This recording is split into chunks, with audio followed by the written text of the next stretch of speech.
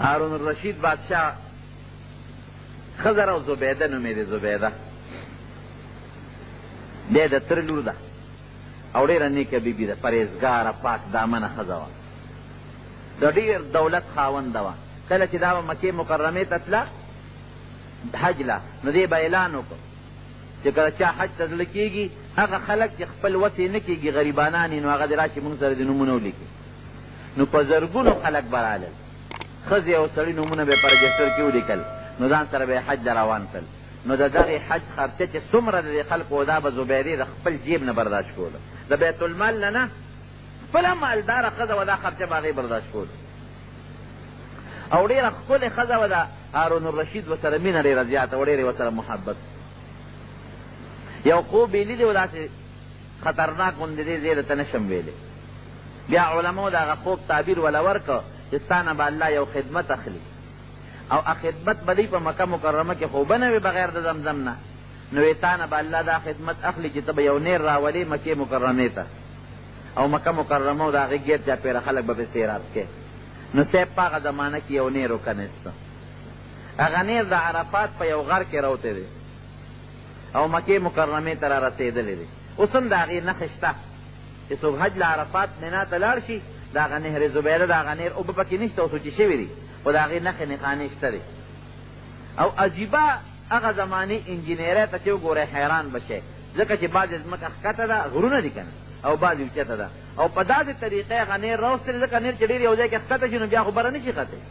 کله یې ورته بعضې ځای کې ډکون کړی دی دیوالونه یې ورته والي دي غر یې ورته تراشلی دی او په داسې ځای نه یې دا نیر تر ننه پورې د دنیا انجینرانو دا معلومات ونه کړی شو څومره غټ ساینسدانان دي چې دا نیر په دې غر کې راوتلی چې د اوبه راغلي د کوم ځای نه دی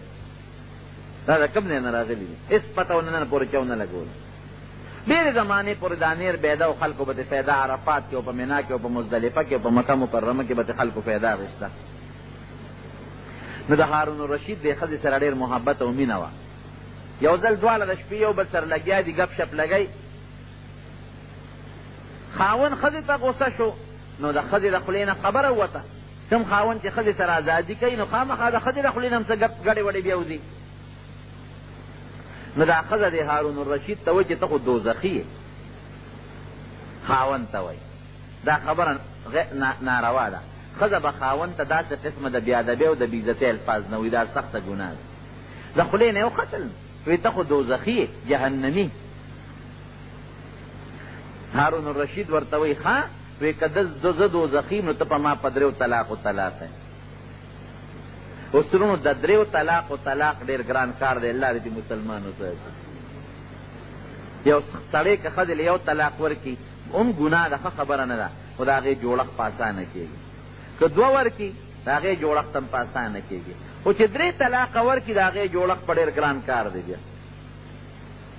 نه کېږي جوړښت او که کېږي نو ډېر ګران کار دی اسان کار دی د خولې نه د هارون الرشید الفاظ ووتل اوس دیم چې سوچ یې وکړه چې دا زما د خولې نه څه ګډې وډې ووتې ښځه هم په ژړا شوه چې دا ما دې خاوند ته څه غول وخوړل شپه د سهار وختي علما راوغوښتل هارون الرشید ته تپوس چې د دې مسلې حل راته ووایه ما ته ښځې وې دوزخي ما ورته وې که زه دوزخي یم نو ته په ما په دریو طلاقو طلاق دې ته معلق طلاق وایي څه مطلب که دا پته ولګي چې هارون الرشید دوزخي دی ښځه به طلاقه شي او که دا پته ولګېده چې دې دوزخي نه دی جنتي دی نو بیا ښځه نه طلاقېږي نو مولیان ورته وایي چې صاحب دا خو داسې مسله ده چې موږ له هم جواب نه راځي موږ ته څه پته لګي چې ته دوزخي و که ته جنتي که ته دوزخي خو ښځه په دریو طلاقو طلاقه ده قصه دې خرابه شوه او که دوزخي نه جنتي نو ښځه نه طلاقېږي نو موږ ته څه پته لګي چې دوزخي جنتي د هغې پته خو یو الله ته لګي پیغمبر شته نه چې د الله نه تپوس وکړي او موږ ته پته نه لګي